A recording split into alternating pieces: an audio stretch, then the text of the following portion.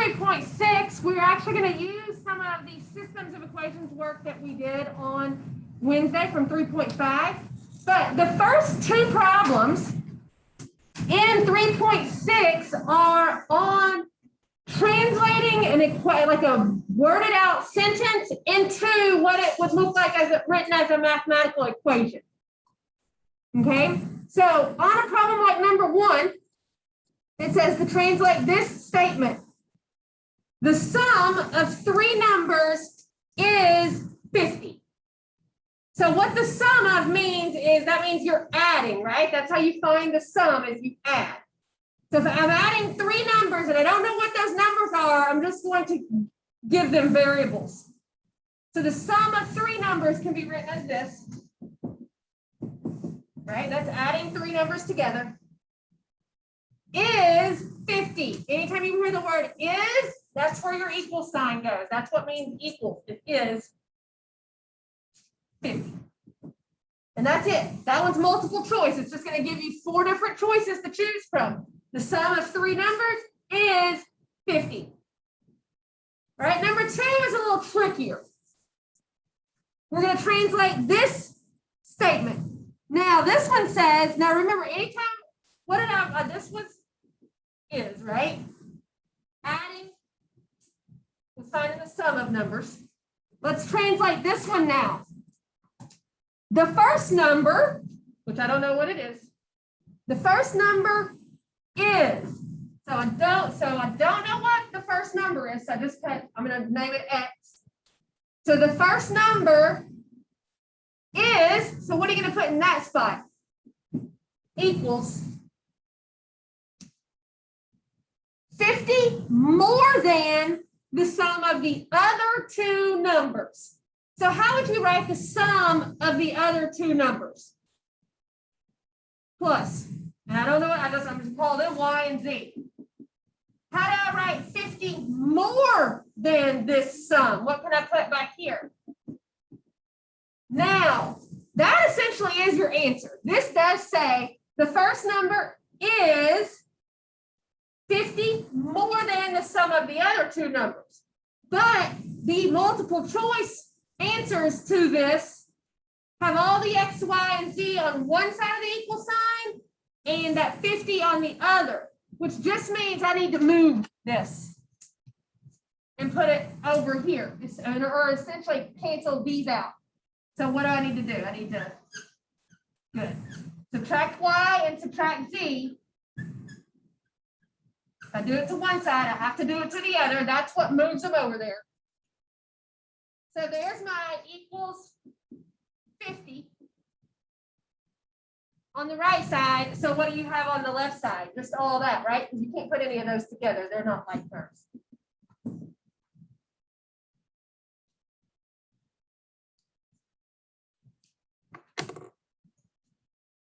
Number 3. Number 3 is a triangle problem, and it's talking about the angles of a triangle. All triangles have 3 angles, right? That's why they're triangles. Okay.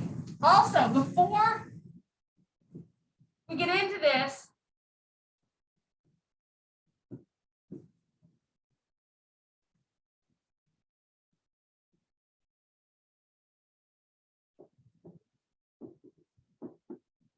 it's just assuming that you know that.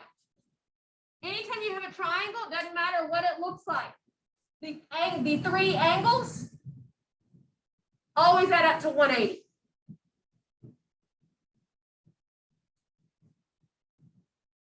So this is going to call this triangle ABC. So we'll just say A, B, and C.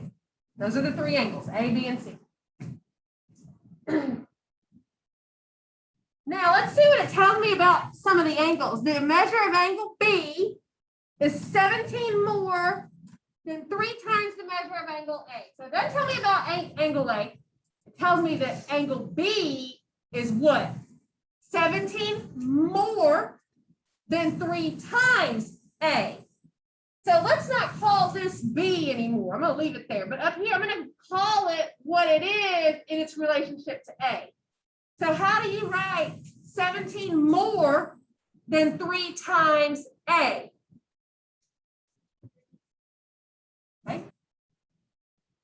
17 more than 3A. That's what B is. What does it tell you about C? It says the measure of angle C is 43 more than A. So what can I rewrite this C as? 43 plus A? Now, here's where this information comes in. What do you know about the angles of a triangle? What do all three of those angles add to? 180. So let's add the three angles together. So I'm going to add angle A, B, and C are going to equal 180. But instead of calling these two B and C, I'm going to put in what they are, the other way I know they are now. So let's see. The first angle is just A. If I add that to the B angle, but don't call it B, call it this. So plus 17 plus 3A plus the other angle, which is called 43 plus A. So do you see what that has done? That has made all the angles have the same variable. Now, since I don't have A, B, and C in this equation, I can solve it for A, can't I? I can figure out what A is. Once I know what this A is, I can put it there, which will tell me what angle B is. And I can put it there, which will tell me what angle C is. So solving this, the first, there's my equal sign. I got too much cleaning up that needs to happen over here. Right? I got all kinds of like terms I can put in the same basket.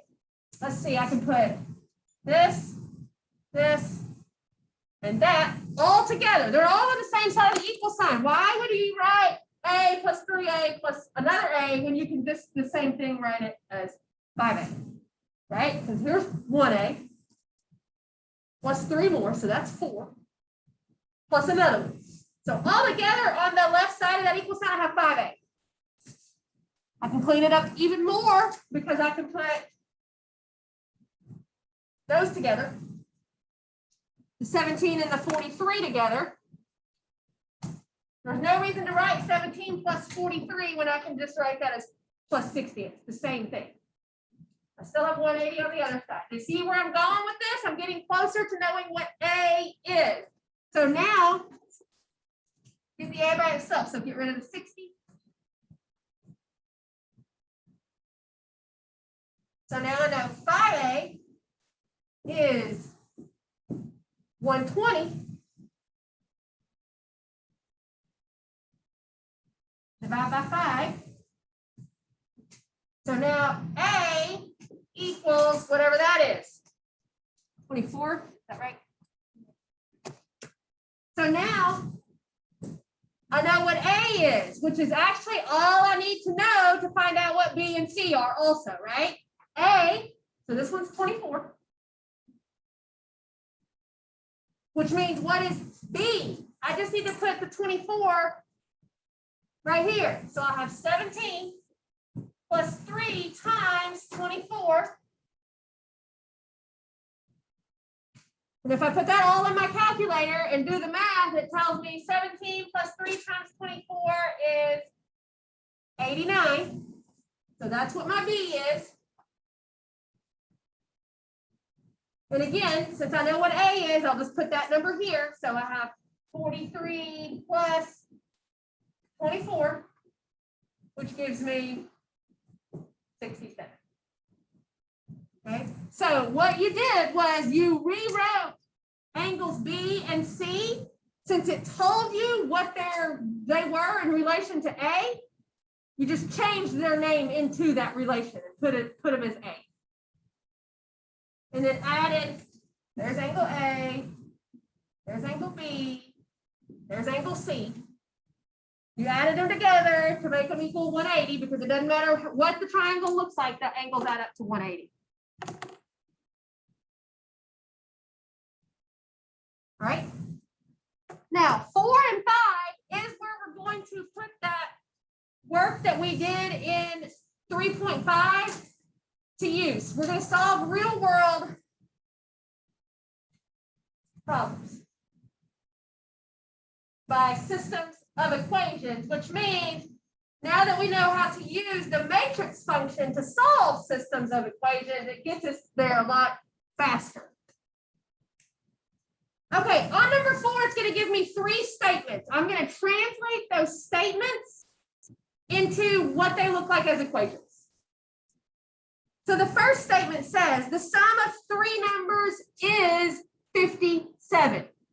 So if I translate that to an equation, the sum of 3 numbers, there's the sum of 3 numbers, just like non-problem number 1, is 57. So equals 57.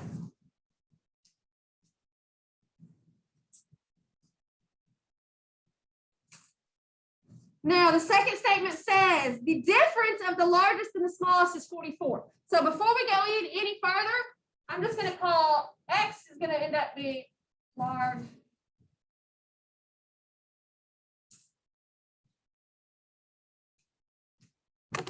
So the second statement says the difference, which means I'm going to be subtracting, right? That's how you find the difference between two numbers, is you subtract them.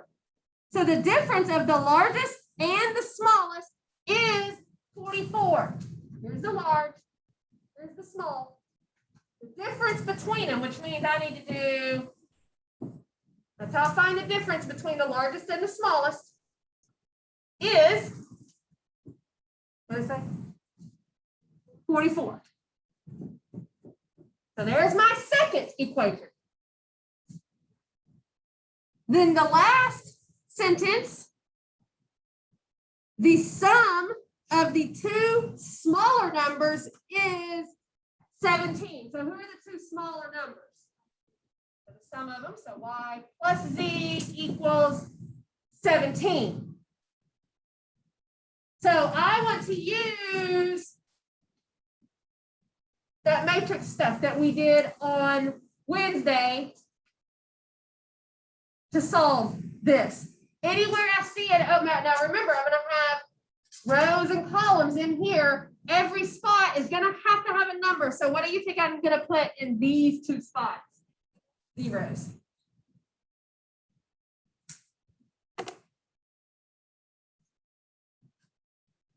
So my first row, the coefficients are 1, 1, 1.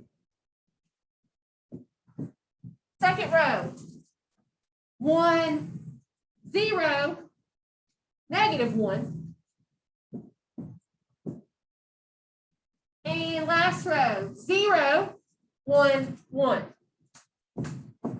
So I'm going to edit matrix A and put it in as that. I'm also going to edit matrix B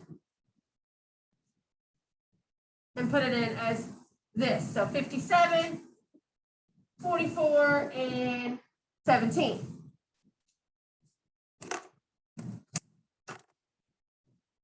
So second matrix.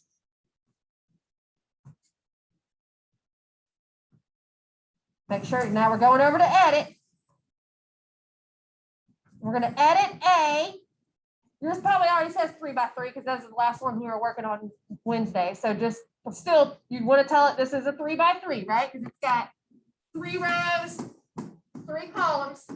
Now just override whatever is in your 3 by 3 matrix right now with these numbers. So up top, 1, 1, 1. Middle row, 1, 0, -1. And bottom row, 0, 1, 1. So just make sure your matrix A is that matrix. And get out, right? Quit. So second, quit.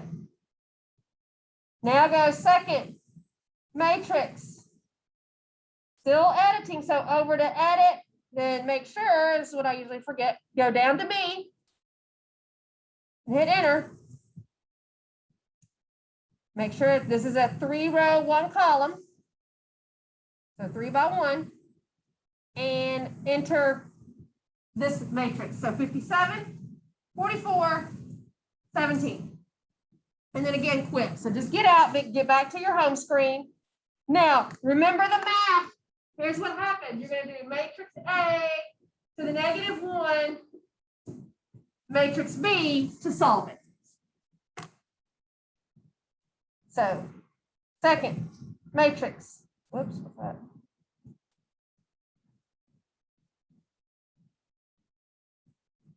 Second matrix.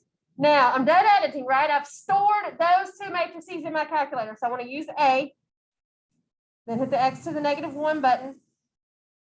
And then second matrix, go down to B. So I'm down here. Enter, enter. So there are your numbers, 40, 21, and 4. And it wants, 40, 21, and -4. It wants me to put them in from the largest to the smallest. So X ended up being 40, Y ended up being 21, and Z ended up being -4.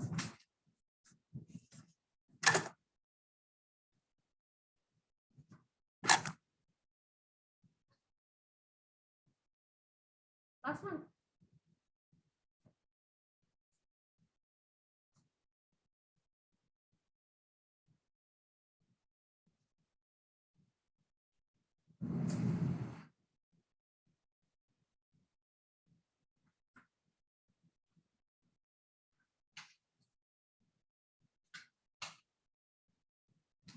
All right, this is talking about eggs, cupcakes, and pizza and how much cholesterol they have.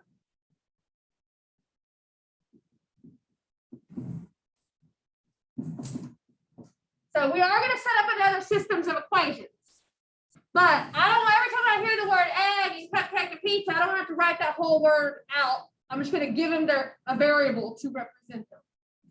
Okay, so I'm just going to say, I'm going to call egg the X, cupcake the Y, and pizza the Z. So again, it's going to give me 3 statements, and I'm going to translate those statements into equations. So the first one says, by eating 1 egg, 1 cupcake, and 1 slice of pizza, a child consumes 300 milligrams of cholesterol. So they one of each of these. 1 egg, 1 cupcake, and 1 pizza. So an X, a Y, and a Z. And when they ate all that, they consumed 300 milligrams of cholesterol.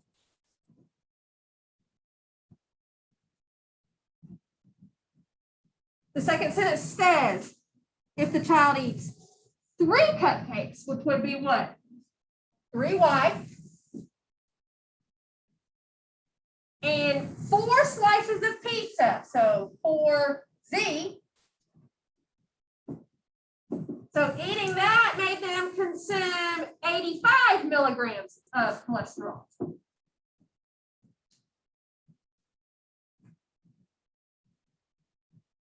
And the last sentence says, eating 2 eggs, so 2X, and 1 cupcake, so plus Y. So eating that, a child consumes 567 milligrams of cholesterol. So there's your systems. Replace the empty spots with zeros so that you can use your matrices.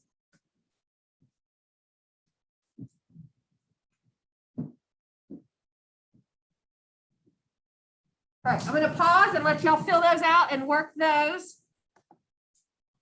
If you get your answer and it's a bunch of crazy decimals, the most likely place you made an error is just punching your numbers in the matrices in the calculator. That's probably where you made your error if you do get crazy decimals. What should be my top row? What are my coefficients? 1, 1, 1. Middle row. 0, 3, 4. And last row. 2, 1, 0. So there's A. B will be 100. Good. So we need to edit our matrices in our calculator to match those.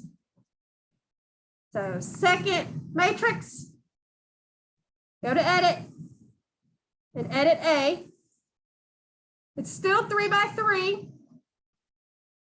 The top row is actually the same, right? 1, 1, 1.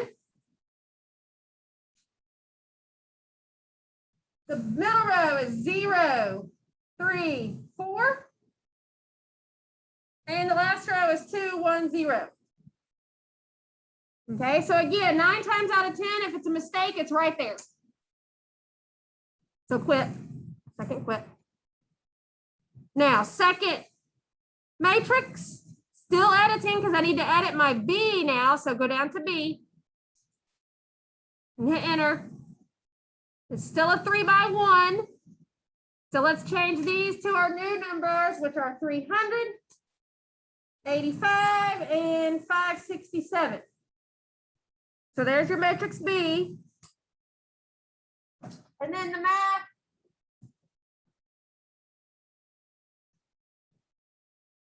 A to the negative 1B. So get out, second quit, go to your home screen. Second matrix. I want to stay on names, right? I don't want to go over to edit. I want to use the matrices that I have stored. So just hit enter for the A. Hit your negative X to the negative 1 button. Then second matrix down to the B. Enter and enter. So X is 274, which is your A. Your Y is cupcake, which is 19, and Z is pizza, which is 7. Okay. All right. Any questions? Okay. So the